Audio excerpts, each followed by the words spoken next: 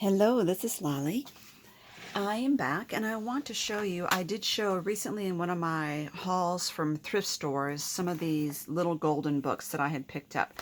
I have made journals out of books before using many different techniques, but one of my favorite and most quick technique is to turn these little golden books into a journal. And they're great gifts for other people, but I just enjoy them for myself too. Looking back, I think I should have used a 3/4 inch instead of a 1-inch coil on this one.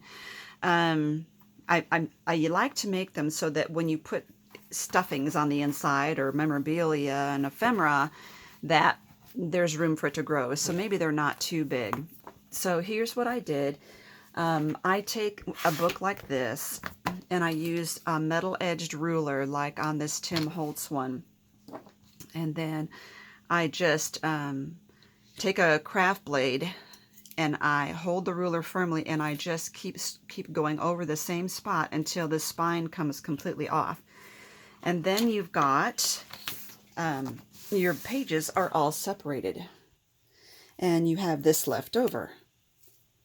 Now, sometimes what you end up with, though, is kind of an irregular size for your page, so you can trim the page down a little bit. So mine were slightly irregular, and I wanted the pages a tiny bit smaller than this, so maybe they're 1/8 of an inch shorter and more narrow than this is.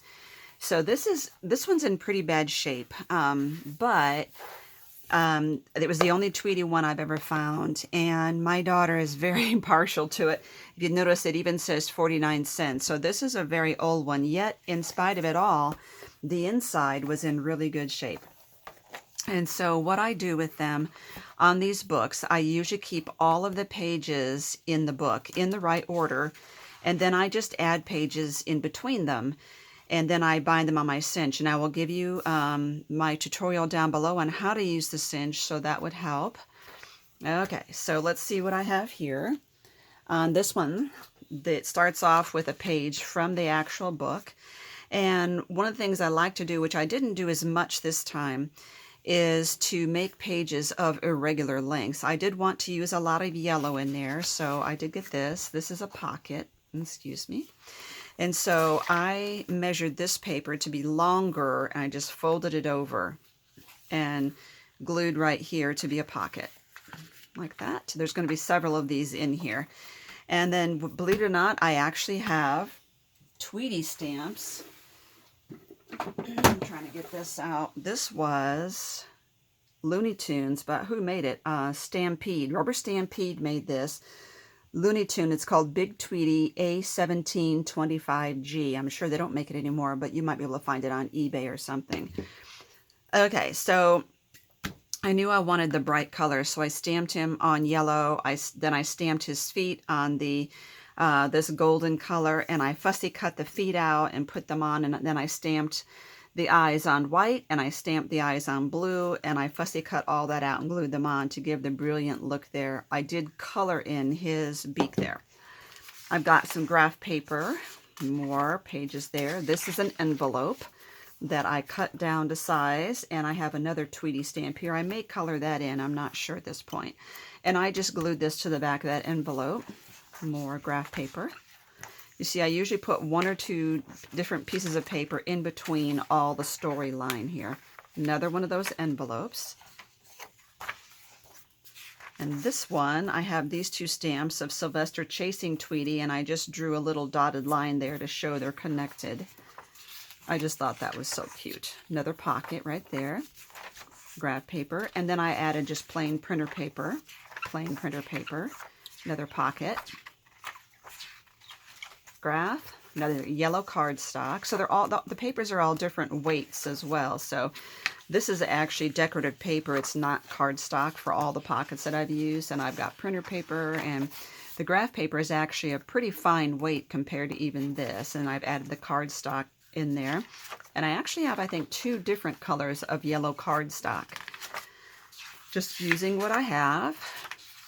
So anyway, it's my daughter's birthday, and I thought this would be really cute to give her because she was always a Tweety fan, and I found Here's another shorter one. And I found this book, and I found a stuffed Tweety, and I'm going to give them to her. I think she'll love it. So I hope that was informative. Again, you can keep an eye out for these. I know, like, our place has them for $1, but sometimes they're half off.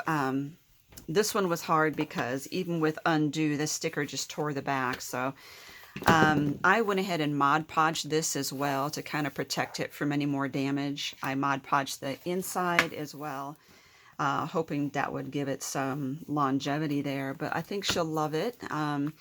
And I have one that's Woody Woodpecker that I'm going to make for myself. And I love the Nurse Nancy one. This one has writing on the inside though, so I will cover that up when I do it for myself. So anyway, very fun, and I hope that helps and gives you some ideas. Just keep in mind that once you cut that spine off of there, that you don't have to use a cinch. You can use a hole punch, you know, and then use, not binder clips, use the book rings in there.